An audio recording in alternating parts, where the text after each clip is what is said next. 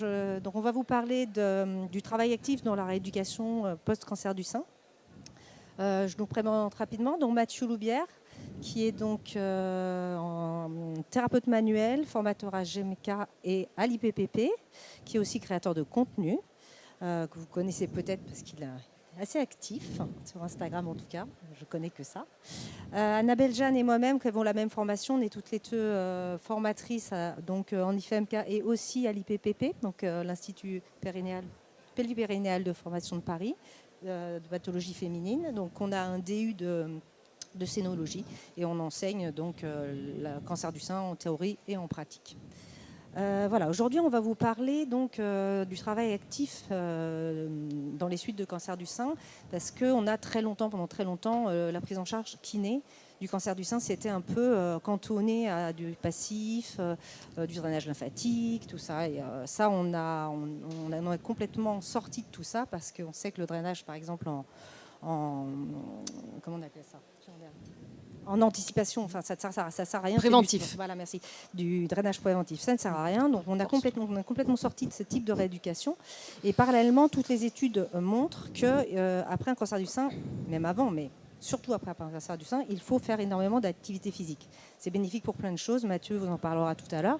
Donc nous, notre but, quand on voit arriver une femme avec un cancer du sein, c'est vraiment de la ramener à un niveau d'état physique qui lui permette de faire de l'activité physique. Donc on va vraiment axer très rapidement sur l'actif. On va passer de l'hand-off au début à l'hands-on très rapidement. Mais le problème, c'est qu'on se bute à des freins assez habituels qui sont souvent des idées reçues. Et donc on va vous proposer là dans ce mini-atelier de parler des idées reçues qu'on va essayer de déconstruire. Ensuite, on vous montrera quelques exercices pratiques actifs qu'on peut proposer à différents stades du traitement. Et pour finir, vous allez avoir un petit flyer de nutrition qui va vous être distribué, parce que si on veut faire du muscle, il faut se nourrir correctement pour que ce muscle puisse évoluer correctement. Mais là, tu nous parles d'exercice physique, mais tu n'as pas peur quand même qu'on déclenche un lymphédème du membre supérieur à faire trop d'exercices ? Eh bien voilà, première idée reçue. Eh bien non, pas du tout. Ça a été, et c'est toujours une grande crainte dans la tête des patientes, d'avoir ce fameux gros bras qui se déclenche à l'activité physique. Donc ça a été complètement décrié. Au contraire, en fait, le muscle agit comme une pompe vasculaire et fait circuler. À l'inverse, la sédentarité favorise la stase. Donc en fait, il faut bouger. Le truc, c'est qu'évidemment, il faut les faire bouger, mais de façon progressive. On ne va pas les mettre à faire du bodybuilding le lendemain de leur intervention, c'est bien évident. Mais par contre, il faut complètement rompre avec cette idée que la femme ne doit pas porter... Il y a une grosse idée reçue, c'est la femme ne doit pas porter plus de 6 kilos après avoir eu un cancer du sein opéré. Pourquoi 6 kilos ? Ça n'a aucun sens. Donc non, absolument pas. Depuis 2021, les recommandations de l'AFSOS sont absolument claires là-dessus. Donc on peut porter autant qu'on veut, donc c'est évidemment dans la récupération progressive. On peut très bien se faire, par exemple, faire prendre une prise de sang du côté opéré, faire prendre une prise de tension du côté opéré. Ça, c'est des idées reçues très ancrées et qui, en fait, laissent la femme dans l'idée qu'elle a un bras fragile. Il faut déconstruire ça. Parce que son bras, il peut redevenir compétent à partir du moment où on s'en occupe et on le rééduque activement. Moi, à la limite, ce qui me poserait plus de problème, c'est la fatigue. Ces femmes sont très fatiguées pendant leur chimiothérapie, notamment, mais globalement par le cancer. Bon, quid de la fatigue ? On voit là une autre bonne idée reçue, parce qu'en fait, maintenant, c'est vraiment prouvé que l'activité physique et le renforcement musculaire, ça va être le seul traitement vraiment efficace par la fatigue chimio-induite par le cancer. Et chimio-induite et due au cancer. Pourquoi ? Déjà parce que en fait, la contraction musculaire va permettre de sécréter des myokines, et ces myokines vont venir lutter contre les cytokines qui, elles, sont présentes à cause de cette inflammation due au cancer et due aux différents traitements du cancer. Donc myokine contre cytokine, on va l'emporter contre cette cytokine qui, elle, génère les douleurs et la fatigue. Ensuite, les traitements, notamment la chimiothérapie et le cancer en lui-même, vont générer une sarcopénie. Et cette sarcopénie, si elle s'installe, elle va mener jusqu'au déconditionnement physique. Et donc ça va vraiment être délétère pour notre patiente, parce que le déconditionnement physique, c'est une perte de chance. Elle va avoir plus d'effets secondaires, beaucoup moins bien réagir à ces effets secondaires. Il va y avoir un retentissement psychologique. Elle va rester cloîtrée chez elle. Elle ne va plus bouger. Si elle ne bouge plus, moins elle bouge, moins moins elle sera en capacité de bouger. C'est un cercle vicieux. Donc là, vraiment, l'activité physique et notamment l'exercice en renforcement montrent tous leurs bienfaits. D'ailleurs, hier soir en congrès, pas plus tard qu'hier soir, on a rencontré un oncologue de l'Institut Gustave Roussy, qui est un gros centre de cancérologie sur Paris, région parisienne.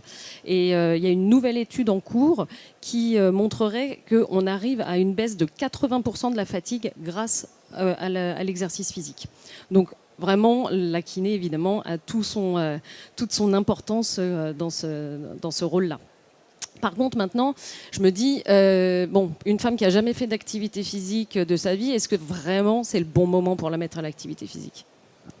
Alors, c'est une question tout à fait légitime de savoir quel est le bon moment pour démarrer une activité physique.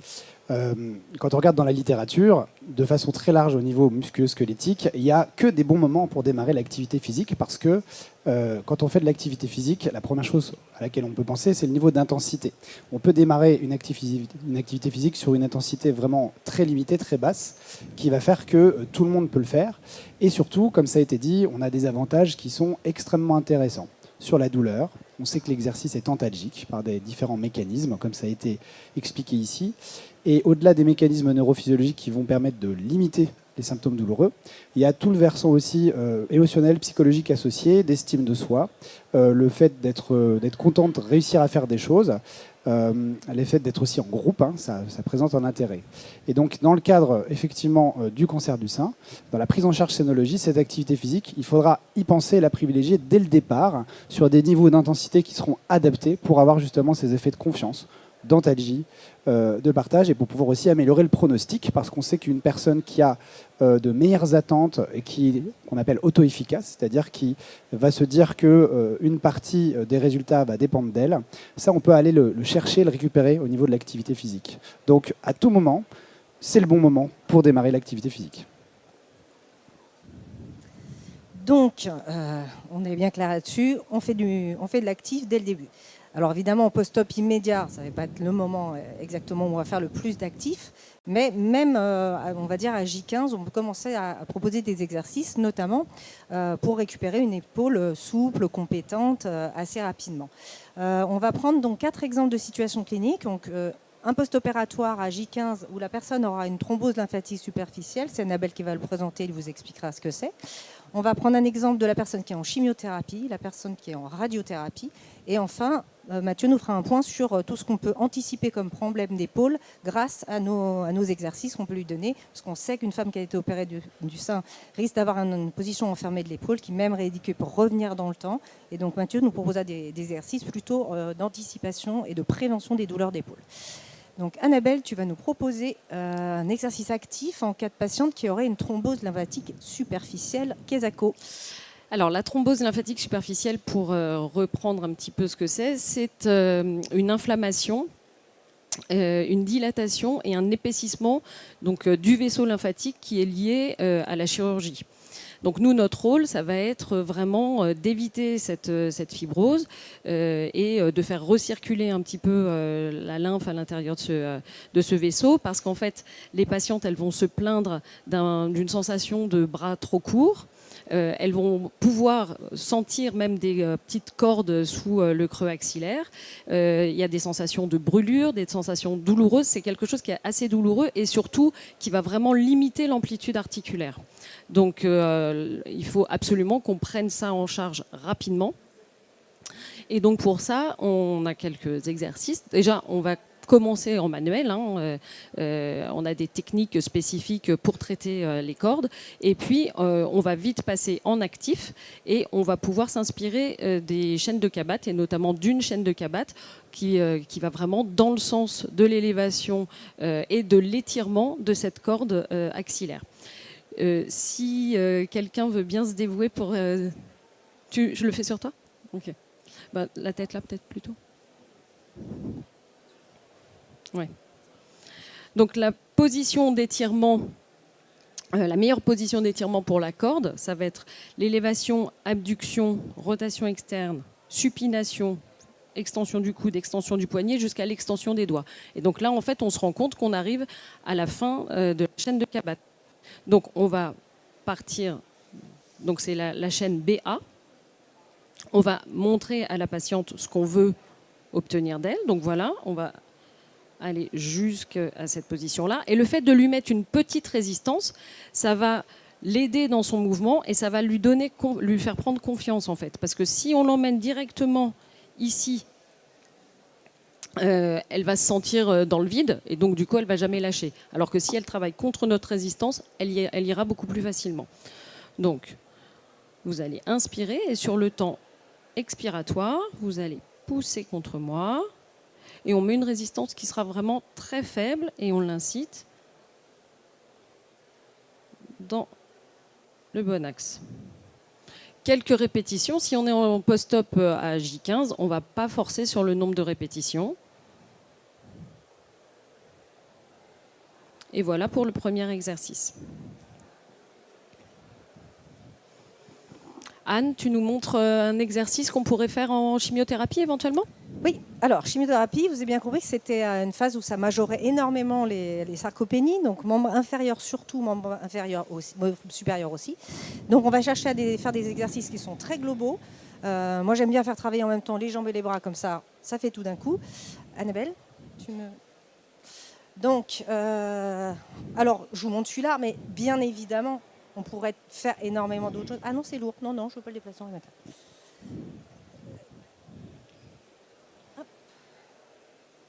Donc on prend un ballon paille, on le pose sur le mur, au niveau à peu près du milieu des dorsales de la patiente. On va déjà lui apprendre, en fait ça va travailler d'une part les membres supérieurs, d'autre part les membres inférieurs. Bon, je leur apprends de façon dissociée. Donc je vais commencer par lui apprendre. Donc on va travailler au niveau des fixateurs d'omoplates. On va demander à la patiente en soufflant de venir serrer les omoplates. Voilà, serrer les omoplates et écarter les mains en restant bien les coudes au corps. Vous savez bien que les patientes, elles vont faire ça. Ça, c'est systématique. Annabelle, elle sait faire, c'est facile. Donc, une fois qu'elle a bien compris que l'exercice, c'était ça, souffler, écarter les bras, coude au corps, on va lui demander de descendre sur le ballon. En même temps ? En même temps. Alors, on peut lui apprendre en 2 temps. Ensuite, on va montrer les membres inférieurs. Donc, elle va faire... Attends. Vous allez avancer un petit peu les pieds, madame. Voilà. On va descendre un tout petit peu le ballon. Voilà. Allez-y. Ok. Et donc, vous allez tranquillement, en appuyant sur le ballon, descendre et fléchir les genoux. Et là, on s'adapte à la patiente. Annabelle, elle va bien à 90 degrés. Certaines patientes seront trop démusclées. Et elle remonte sur l'inspiration. Elle souffle en descendant. Et elle remonte sur l'inspiration. Une fois qu'elle a compris les 2 mouvements, on lui essaye de lui faire faire le tout en même temps. Donc, on peut fermer les mains. Ça active un petit peu les muscles rotateurs externes. On souffle. On descend, madame, on serre les omoplates, on rentre le ventre et on se grandit. On serre bien les coudes, on inspire, on revient. Et on souffle. On peut faire évoluer l'exercice. Si la personne est plutôt à l'aise, on peut lui demander de rester un petit peu sur l'inspiration sur place, inspirer et souffler. Et on remonte. Sur l'expiration, on peut faire aussi du statique si on veut. Si on a vraiment une athlète de haut niveau, on en a quand même qui sont très motivés. Je sens son regard. Je ne lui avais pas prévenu. On va voir si elle y arrive. On peut descendre, basculer l'appui sur une des 2 jambes et gentiment veut dire décoller la jambe. Elle y arrive, elle est trop forte. Bon, alors ça, c'est quand même, on ne les fait pas faire à toutes, vous imaginez bien. Mais pourquoi pas ? Il n'y a pas d'interdit, il n'y a pas de problème. Et si on les muscle, on est bien. Voilà pour exercice sous chimio. Annabelle va nous montrer un exercice qu'on peut proposer pendant la radiothérapie. Donc pendant la radiothérapie, on a un problème qui s'installe, c'est souvent les fibroses au niveau du muscle grand pectoral. Et donc du coup, on va leur demander de s'étirer très très régulièrement. Et donc pour rendre l'étirement encore plus efficace, on va proposer un étirement actif en contractant les antagonistes. Anne, j'ai besoin de toi. Sur la table, du coup. Donc, un exercice à 4 pattes. Oui. On va commencer par lui apprendre le mouvement sans résistance. Donc, vous allez prendre appui. Donc, on imagine qu'elle a été opérée du côté gauche. Vous allez prendre appui sur le bras droit. Et vous allez élever votre bras gauche vers le plafond en regardant votre bras et en soufflant. Et en inspirant, vous revenez.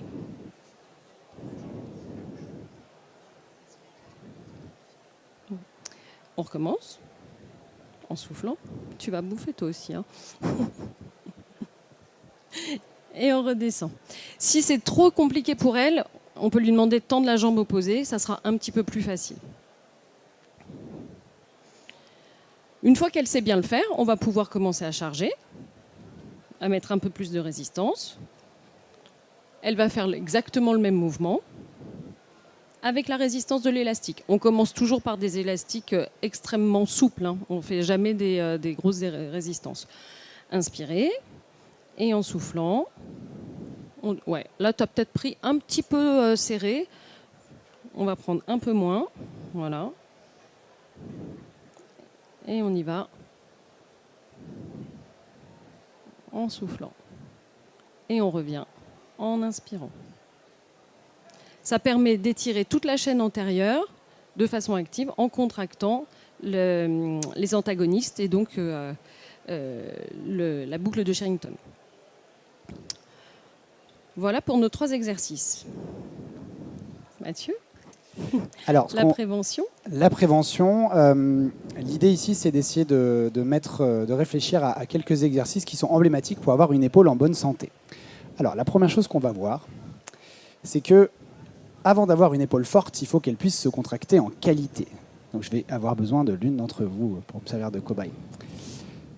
Et ce qui est très beau, c'est qu'elle ne sait pas ce que je vais lui demander, donc c'est encore mieux. Voilà.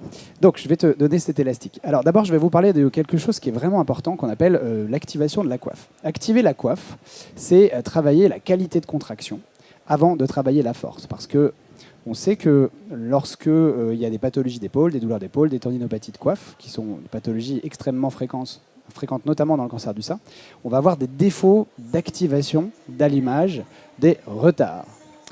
Donc je vais attendre que peut-être Jocelyne Roland ait fini de parler, puisque je ne sais pas si on m'entend. On va faire de l'activation. Oui, je vais t'expliquer. Alors, comment on fait pour venir activer une coiffe ? Il y a des petites astuces qui vont permettre d'allumer progressivement la coiffe et de la faire participer. Un truc qu'il faut savoir déjà, c'est que lorsque on va demander à une personne de lever le bras, si on lui fait plier le coude et serrer le poing, peux-tu serrer le poing, voilà. Le fait de serrer le poing, c'est un préalable à l'allumage de la coiffe. Lorsque, avant de faire un mouvement, vous allez serrer fort le poing, vous pourrez tester sur vous, on vient palper la coiffe postérieure, eh bien, elle va avoir tendance à s'allumer. Le fait de réaliser un mouvement avec les 2 bras, ça s'appelle l'éducation croisée. Donc pour l'instant, tiens, je vais prendre ça, hop. Si je te fais lever les 2 bras comme ça active un peu plus fort la coiffe. Et alors, il y a un exercice qui est très sympa. Vous allez prendre une sangle, tu passes tes poignets dedans, voilà. C'est un super exercice pour réchauffer, pour essayer d'allumer un peu la coiffe. On va lui demander de partir les poings serrés en face des épaules. Mettre en tension la bande sans mettre trop de force, parce que pour que ça active, il faut que la force soit en dessous de 30% de la force maximale isométrique. Et en gardant cette mise en tension, on va lui demander de lever les 2 bras, d'aller le plus haut possible. Alors, c'est très bien parce qu'elle ne le fait pas assez vite. Donc, vous avez un bon exemple de ce qu'il ne faut pas faire. Hop, on va faire la même chose plus vite. Pourquoi la vitesse ? Parce que la vitesse, elle joue un rôle dans l'activation. Et on ne reste pas en l'air, on descend. Voilà. Donc, tu vas répéter ce mouvement une dizaine de fois. Le fait d'activer comme ça, c'est-à-dire que j'ai un mouvement qui va être aidé et accompagné par les 2 épaules. On peut améliorer ça en faisant ce qu'on appelle de la chaîne cinétique. C'est-à-dire que je vais faire, tu peux relâcher, je vais faire intervenir d'autres parties du corps. Et on tombe sur un exercice qui est assez connu maintenant, qui est assez emblématique, qu'on appelle le step-up. L'idée, c'est qu'au moment où elle va monter les bras, je vais lui demander de faire un pas en avant, voire même une fente. Donc, essaye un côté droit, un côté gauche. Donc, par exemple ça, voilà, et recommence de l'autre côté. Et on va faire choisir au patient, à la patiente, ce qui est le plus facile. Donc, est-ce qu'il y a une jambe qui est plus facile ou pas ? Voilà. Donc, à quoi ça sert d'intégrer les chaînes cinétiques ? Ça fait participer de manière beaucoup plus large l'ensemble du corps et ça va participer à inscrire, si vous voulez, le travail de la coiffe des rotateurs dans un geste fonctionnel. Donc ça s'appelle de l'activation. Ce n'est pas difficile en termes d'effort, ça nécessite un peu de contrôle. L'étape suivante qu'il va falloir conserver si on veut avoir une épaule qui va bien, c'est d'avoir une coiffe des rotateurs qui soit forte. Et une amplitude, un mouvement qu'on aime bien travailler, ça va être la rotation externe. Pourquoi ? Parce que notre champ fonctionnel, il est devant. Et pour pouvoir bouger devant, il faut que la coiffe postérieure soit suffisamment tonique, costaud pour tenir. Donc ça, c'est un petit conseil que je peux vous donner. Si jamais vous voulez... Alors, on n'a pas de... Si, on a des tables hautes, c'est très très bien. Est-ce que tu peux te rapprocher? Si vous voulez travailler la coiffe de manière spécifique, il faut que votre coude il soit posé ou tenu. Dans les mouvements classiques que vous connaissez, alors c'est un peu gonflé, vous savez que pour travailler les rotateurs externes, on a un exercice tout bête qui se fait avec l'élastique comme ça. Impeccable. On va le dégonfler un petit peu. Si vous voulez travailler les rotateurs externes, vous allez avoir besoin de deux choses. Déjà, il faut viser l'amplitude faible ou douloureuse ou nécessaire par l'activité. C'est toujours intéressant d'aller travailler un muscle dans le secteur angulaire, douloureux ou faible, parce que ce secteur-là, justement, a besoin de travailler. Et pour être vraiment spécifique de la coiffe, ça vaut le coup d'avoir le coude appuyé. Donc, quand on est coude au corps, par exemple, tu vas attraper l'élastique, non, tu vas mettre le ballon contre toi, entre le coude et le thorax, voilà. Tu vas serrer comme ça, on va poser ça, l'autre élastique, tu attrapes, c'est pas grave, tu attrapes l'élastique à deux mains, tu peux te décoller de la table. Voilà, alors vous voyez, il est un peu trop gonflé, mais dans l'idée, je vais te demander de faire des rotations externes. Voilà, super. Le fait de faire, tu peux te mettre face à l'assistant, le fait de faire des rotateurs externes avec un coude qui est appuyé, là vous êtes beaucoup plus spécifique de la coiffe. Si vous le faites sans le ballon, là vous allez avoir la participation de beaucoup d'autres muscles, ce qui peut être intéressant, mais si on veut être spécifique de la coiffe, il faut penser à ça. Ça, c'est dans le cas où vous voulez travailler coude au corps. Si vous voulez le travailler avec le bras en l'air, tu vas te mettre à côté de la table, voilà, tu vas te mettre en position comme ça. Le fait que le coude soit appuyé, par exemple en mettant l'élastique sous le pied, tu mets ton pied dessus, voilà. On peut travailler la coiffe comme ça, avec un point d'appui et en tournant. Ça change beaucoup la donne d'avoir le coude posé, notamment au niveau de la douleur. Il y a des gens, une fois qu'ils ont le coude posé, ils ont moins de douleur parce qu'ils sont dans un secteur pur rotatoire. Pour ce qui est du travail en termes de répétition et d'intensité, on discutera un tout petit peu très légèrement après de la nutrition. On vous a distribué un flyer, mais c'est intéressant de travailler la coiffe dans une filière qu'on appelle hypertrophique, c'est-à-dire qu'on va faire 6 séries de 10-12, et quand je tire le 10-12, c'est à l'échec, c'est-à-dire que vous mettez une intensité qui fait que le patient, au-delà de 10 répétitions, 11 répétitions, c'est difficile pour elle. Ça, c'est pour la coiffe. Ensuite, dans les autres muscles qui sont importants en prévention, on a besoin, pour que ça fonctionne bien, d'avoir un couple dentelé antérieur trapèze qui marche bien. Donc le dentelé antérieur, vous savez, vous allez l'avoir en faisant des antépulsions comme ça. Donc dans les exercices très classiques, vous avez les progressions en position pompe. Par exemple, si on commence au départ à 45, est-ce que tu peux te mettre les mains ici, appuyées ici? On se met sur la pointe des pieds, ça vous connaissez. Donc ça, c'est du très facile au début pour avoir le mouvement. Alors est-ce que tu peux antépulser les épaules, pousser et revenir? Voilà, super. Alors, c'est rare qu'on ait quelqu'un qui arrive du premier coup, mais là, on est vraiment sur une patiente exceptionnelle, donc c'est normal. Évidemment, ça, c'est assez facile. Petit à petit, on va passer à des positions plus en position pompe. Et si vous n'êtes pas fan de ça, parce que la personne ne peut pas s'appuyer dessus dans le cadre, justement, du cancer, on va passer l'élastique derrière le dos, attraper à deux mains et venir pousser les bras devant. Alors, moi, j'aime bien me mettre sous les coudes parce que ça évite qu'ils se retrouvent avec l'élastique derrière la tête. Donc, dans ces exercices-là, donc elle le fait super bien. On va d'abord le faire juste le bras tendu. On garde les bras tendus, on antépulse et on relâche. Donc ça demande un peu de contrôle, c'est intéressant pour la qualité. Après, vous pouvez le faire effectivement en fléchissant les coudes, ce qui va un peu plus solliciter la région antérieure de l'épaule, qui peut être un peu douloureux. Donc ça s'appelle le Saratus Punch. On peut le faire des deux côtés, mais on peut aussi le faire d'un seul côté, comme si on boxait. Voilà. L'idée surtout, c'est la fin. Alors, on fait juste de ce côté-là que je puisse montrer. C'est ça à partir de maintenant. Tiens, reviens, refais-le doucement un petit peu. Vas-y, tu pousses doucement. Et maintenant, vas-y, pousse loin. C'est ce mouvement-là qu'on va rechercher. Donc ça, c'est pour le mouvement de dentelé, très important en prévention d'épaule. Et évidemment, on a un deuxième mouvement qui est très intéressant, c'est le mouvement de bascule postérieure, encore plus en scénologie. Alors, c'est quoi la bascule postérieure? C'est le fait d'amener les omoplates en arrière et vers le bas, comme si on voulait caler les coudes dans les poches. Donc, un truc qu'on peut faire au départ, c'est pour guider un peu le patient. Donc, je vais poser le micro pour que vous puissiez voir. Je vais poser mes mains sur ses épaules pour lui donner une guidance. Alors tu me tournes le dos, s'il te plaît. Voilà. Vous allez lui apprendre comme ça. Une fois qu'elle sait faire comme ça, il y a des solutions, donc déjà toutes bêtes, sans résistance, en quali, qu'elle fasse des séries comme ça. Et si vous voulez aller un petit peu plus loin dans le recrutement, je vous donne 2 progressions. La première, tu vas venir poser les fesses sur le bout de la table et 2 mains de part et d'autre. Tu laisses tomber les fesses en dehors de la table et tu vas laisser tomber tes fesses, bras tendus, et tu vas essayer de remonter, faire des espèces de dips. Voilà, super. Donc ça, c'est un premier travail en essayant à chaque fois de serrer. Voilà, super. Et on redescend. Donc ça, c'est un truc un peu plus compliqué, mais qui reste encore assez facile. Et elle va me détester pour le dernier exercice. Je vais te demander de te mettre sur le ventre.